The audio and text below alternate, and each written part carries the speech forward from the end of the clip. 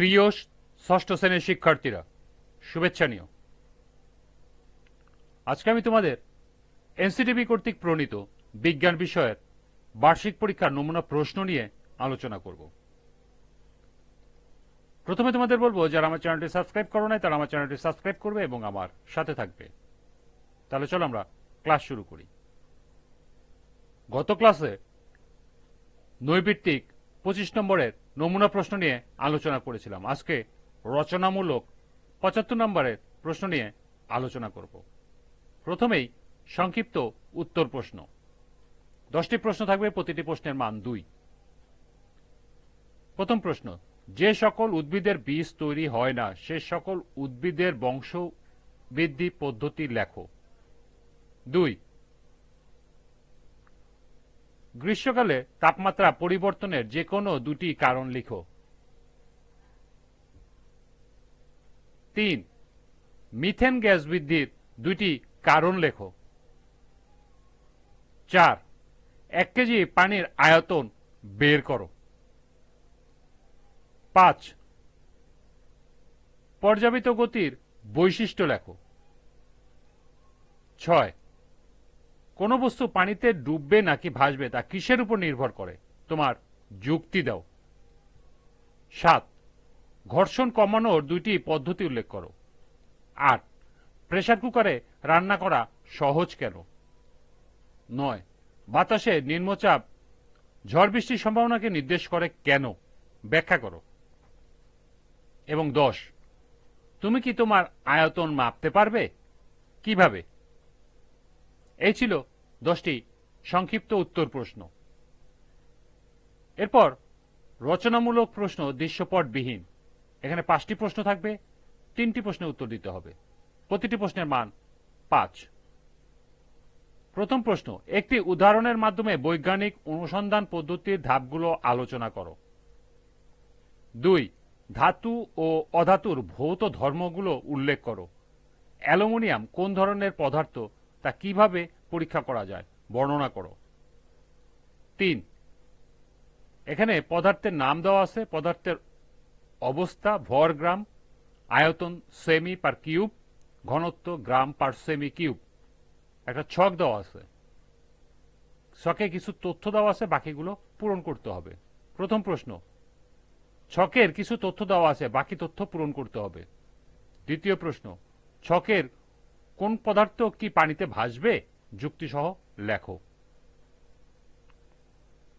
4 নম্বর প্রশ্ন, ব্যাকটেরিয়ার ছবি এঁকে এর বিভিন্ন অংশ চিহ্নিত করো। 5, সরল যন্ত্র বলতে কি বোঝায়, সরল যন্ত্র হিসাবে চাকা এবং অক্ষের যান্ত্রিক সুবিধা আলোচনা করো। এরপর রচনামূলক প্রশ্ন দৃশ্যপট নির্ভর। এখানে 7টি প্রশ্ন থাকবে, 5টি প্রশ্ন উত্তর দিতে হবে, প্রতিটি প্রশ্নের মান 8। প্রথম প্রশ্ন, নাজ গ্রীষ্মের ছুটিতে নানুর বাড়ি দিনাজপুরে বেড়াতে গেল। নানুর বাড়ির বিভিন্ন গাছ থেকে ফল পাড়ার সময় নাজ গাছের ডালে একটি অপরিচিত পাখি দেখতে পেল। নানু নাজকে বলল, আগে কিছু পাখি এখানে দেখা যেত যেগুলো এখন দেখা যায় না, এগুলো বিলুপ্ত, আর কিছু পাখি একেবারেই কম দেখা যায়।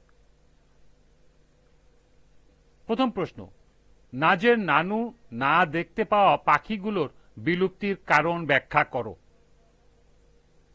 খ, যে পাখিগুলো কম দেখতে পাওয়া যায় তাদের বিলুপ্তর হাত থেকে বাঁচাতে তোমার কর্মপরিকল্পনা উল্লেখ করো।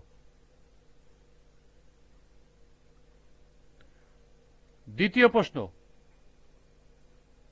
এখানে দুটি চিত্র দেওয়া আছে।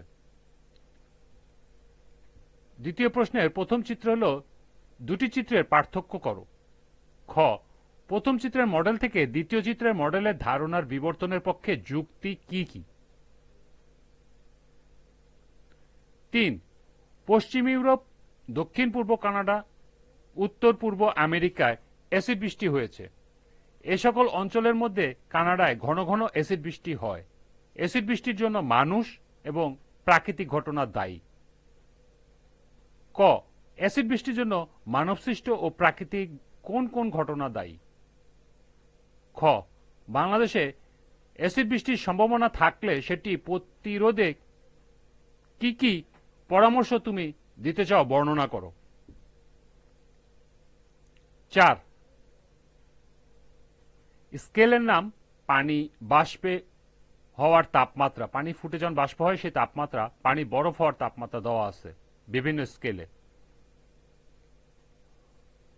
ছকের তথ্যের সাহায্যে স্কেলগুলোর মধ্যে একটি সম্পর্ক স্থাপন করে দেখাও। খ আমাদের শরীরের স্বাভাবিক তাপমাত্রাকে ফারেনহাইট ও কেলভিন স্কেলে প্রকাশ করে দেখাও।